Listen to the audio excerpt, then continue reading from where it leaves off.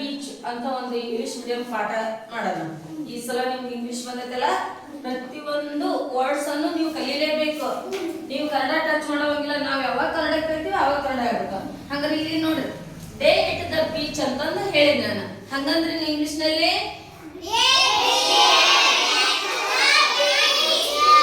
Day at the beach ಅಂದ್ರ ಕನ್ನಡದಲ್ಲಿ ಏನಂತ ಹೇಳಿದ್ರೆ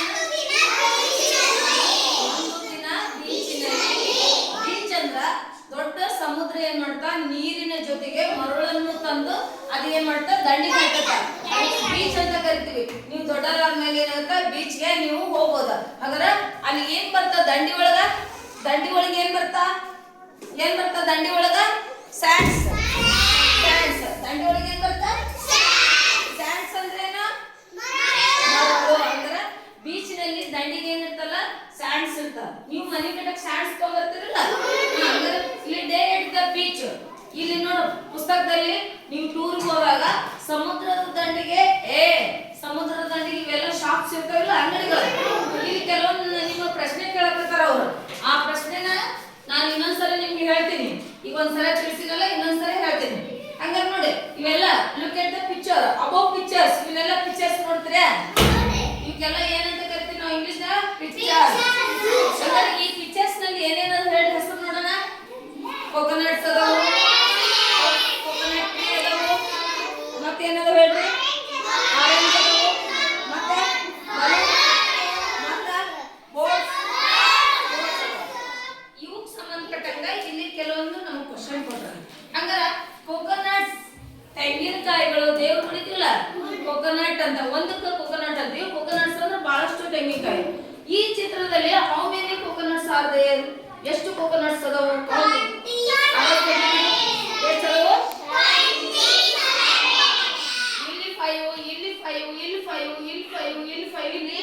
ಇದು ಗ್ರೌಂಡ್ ನಲ್ಲಿ 2 ಅದಾವು, ಹೌದಲ್ಲ? ಟೋಟಲ್ ಕೌಂಟ್ ಮಾಡಿದಾಗ ಎಷ್ಟಾಯ್ತು?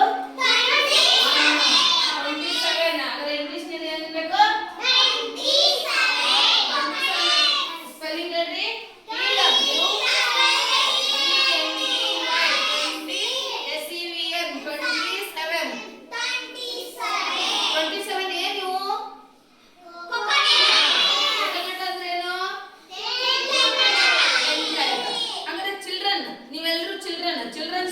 Children's, how many childrens are there in this picture? Count ಮಾಡಿದ್ರೆ ಎಷ್ಟು ಮಂದಿ ಇದಾರೆ ಮಕ್ಕಳು? 6 ನೋಡಿದ್ರೆ 6 ನೋಡಿದ್ರೆ 1 2 3 4 5 6. ಆದ್ರೆ how many childrens are there in this picture? ಎಷ್ಟು ಜನ ಇದಾರೆ ಮಕ್ಕಳು? 6 ಏನವರು? 6 ಏನವರು? ಚಿಲ್ಡ್ರನ್. ಏನನ್ಬೇಕು? ನೋಡಿಲಿ, ಪ್ರತಿಯೊಂದು ಇಂಗ್ಲಿಷ್ ವರ್ಡ್ ನ ನೆನಪಿಟ್ಕೋಬೇಕು. ಇವತ್ತು ಕಲ್ತಿದ ಶಬ್ದ ನಾಳೆ ಹೇಳಕ್ ಬರ್ಲೇಬೇಕು. ಇವತ್ತು ಇಷ್ಟ ಕಲ್ತ್ರು 10-12 ಇಂಗ್ಲಿಷ್ ವರ್ಡ್ಸ್ ಬರ್ತಾವೆ. ನೀವು ಇಂಗ್ಲಿಷ್ ನ ಶೈನರ್ ಆಗ್ಬೇಕಂದ್ರ ನೀಟಾಗಿ ಇವತ್ತಿನ ಎಲ್ಲ ಮನಪಟ್ಟು ಮಾಡ್ಕೋಬೇಕು. ಅವ್ರಕ್ಕಿಂತ ಡಬ್ಬಲ್ ನೀವು ಬರ್ತೈತಿ. ಹೇಳಿದನ್ನು ಸರಿಯಾಗಿ ಮನೆಗೆ ಹೋಮ್ವರ್ಕ್ ಮಾಡ್ಬೇಕು, ಅಪ್ಡೇಟ್ ಇಟ್ಕೋಬೇಕು ವರ್ಕ್. ಆಯ್ತಾ? ಚಿಲ್ಡ್ರನ್ಸ್, ಕೋಕೋನಟ್ಸ್ ಬಂತ. ಈಗ ನೋಡು, ಬೋಟ್ಸ್. ಇವು ಸ್ನೇಕ್ ತರ ಅದಾವ. ಸ್ನೇಕ್ ಅಂದ್ರೆ ಏನು? ಹಾವಿನ ತರ ಐತಿ ಸ್ನೇಕ್. SNAKE, snake. ಹೇಳ್ರಿ ಸ್ಪೆಲ್ಲಿಂಗ್. ಸ್ನೇಕ್ ಸಾಟ್ ಇರ್ತೈತಿಲ್ಲ, ಸ್ನೇಕ್. ಸ್ನೇಕ್ ತರ ಬೋಟ್ಸ್ ಎಷ್ಟದ ಕೌಂಟ್ ಮಾಡಿರಲ್ಲ, ಆಗಲ್ಲ ಹೇಳ್ರಿ ಇನ್ನೊಂದ್ಸರಿ. ಬೋಟ್ಸ್ ಎಷ್ಟದು?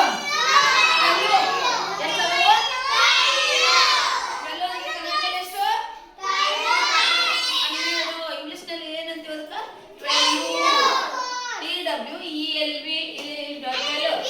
ಇಲ್ಲಿ ಬರ್ತೈತಿ ನೋಡಿ, 12.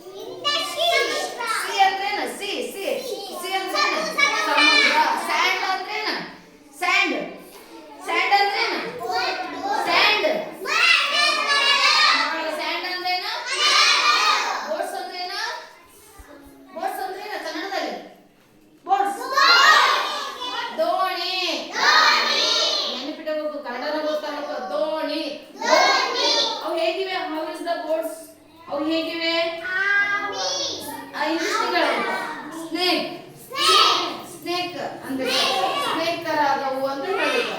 ಆರೆಂಜಸ್, ಆರೆಂಜ್ ಅಂದ್ರೆ ಒಂದು ಆರೆಂಜ್, ಆರೆಂಜ್ ಒಂದಕ್ಕಿಂತ ಜಾಸ್ತಿ ಅದಾವಲ್ಲ ಎಸ್ ಪ್ರತ್ಯಯ ಹಚ್ಬೇಕಲ್ಲಿ ನಾವು. ಅಲ್ಲೇನ್ ನೋಡಬೇಕು ಎಸ್ ಆರೆಂಜಸ್. ಒಂದು ಬೌಲ್ ಅಲ್ಲಿ ಎಷ್ಟು ಅದಾವ ಕೌಂಟ್ ಮಾಡ್ರಿ. ಎಷ್ಟು ಅದಾವ? 10 ಪ್ಲಸ್ ಎಷ್ಟು ಅಡಿಷನ್, ಅಡಿಷನ್ ಅಂದ್ರೆ ಕೂಡಿಸ್ಬೇಕಲ್ಲೇ. ಎಷ್ಟಾಗ್ತಾವ? 20 ಏನವು? ಆರೆಂಜ್, ಆರೆಂಜ್ ಅವು ಏನಂದ್ರೆ ಕಿತ್ತಳೆ ಹಣ್ಣುಗಳು. ಹಂಗಾರೆ ಇವಿಷ್ಟು ಇಂಗ್ಲಿಷ್ ವರ್ಡ್ಸ್ ಅನ್ನ ನಾನು ಒಂದ್ ಕಡೆ ಬರೆಸ್ತೀನಿ. ಆ ಎಲ್ಲ ವರ್ಡ್ಸ್ ಗಳನ್ನು ನೀವೇನ್ ಮಾಡಬೇಕು, ನಾಳೆ ಬಾಯ್ಪಾಟ್ ಮಾಡ್ಕೊಂಡು ನಾನು ಕನ್ನಡದಾಗ ಕೇಳಿದ್ರೆ ಇಂಗ್ಲಿಷ್ನಾಗ ಹೇಳ್ಬೇಕು, ಇಂಗ್ಲಿಷ್ನಾಗ ಕೇಳಿದ್ರೆ ಕನ್ನಡದಾಗ ಹೇಳ್ಬೇಕು. ಅದಕ್ಕೆ ಬರ್ತಕ್ಕಂಥ ವ್ಯಾಖ್ಯೆಗಳನ್ನು ಏನನ್ಬೇಕು ಅನ್ನೋದು ಬರೆಸ್ತೀನಿ. ನಾಳೆ ಮಾಡ್ಕೊಂಬಂದರಷ್ಟೇ ಇಲ್ಲಿ ಕುಂದಿರ್ಬೇಕು, ಇಲ್ಲಾಂದ್ರೆ ಹೊರಗೆ. ಯಾಕೆಳ ಇಂಗ್ಲಿಷ್ ಮೀಡಿಯಂ ಬಂದೈತೆ ಅಂದ್ರೆ ನೀವು ಇಂಗ್ಲಿಷ್ ಕಲೀಲೇಬೇಕು. ತಿಳಿಲಿಲ್ಲ ಅಂದ್ರೆ ಇನ್ನೊಂದ್ಸರಿ ಕೇಳಬೇಕು. ಇವತ್ತು ಅದಕ್ಕೆ ಆ ಕನ್ನಡದಲ್ಲಿರುವ ವಸ್ತುಗೆ ಎದಕ್ಕೆ ನಾವು ಏನು ಅಂದೇವಪ್ಪ ಇಂಗ್ಲಿಷ್ ಅನ್ನೋದು ಹೇಳ್ಬೇಕು. ಇವತ್ತು 5-6 ಶಬ್ದಗಳನ್ನು ಕಲ್ತ್ರಲ್ಲ ಸಾಕು. ದಿನ 5-6 ಕಲ್ತ್ಬಿಟ್ರೆ ನಿಮ್ಗೆ ಏನಾಗುತ್ತೆ, ಇಂಗ್ಲಿಷ್ ಇಂಪ್ರೂವ್ ಆಗ್ತದೆ. ಇವಾಗ ನೀವಿನ್ನ 2ನೇ ಅಂತ ಹೌದಲ್ಲ, 7ನೇ ಬರೋದ್ರಲ್ಲಿ ಆಲ್ರೆಡಿ ಇಂಗ್ಲಿಷ್ ಪರ್ಫೆಕ್ಟ್ ಆಗ್ಬೋದು. ಗೊತ್ತಾಯ್ತಾ? ಈಗ ಇದ್ರ ವರ್ಡ್ಸ್ ಬರೆಸ್ತೀನಿ, ಅವ್ನು ಬರ್ಕೊಂಡು ನಾಳೆ ಹೋಮ್ವರ್ಕ್ನಾಗ ನೀವೇನೈತಿ ಮಾಡ್ಕೊಂಡ್ಬರ್ತೀರಲ್ಲ. Very good all of you. Thanks for your cooperative. ಚಪ್ಪಾಳೆ.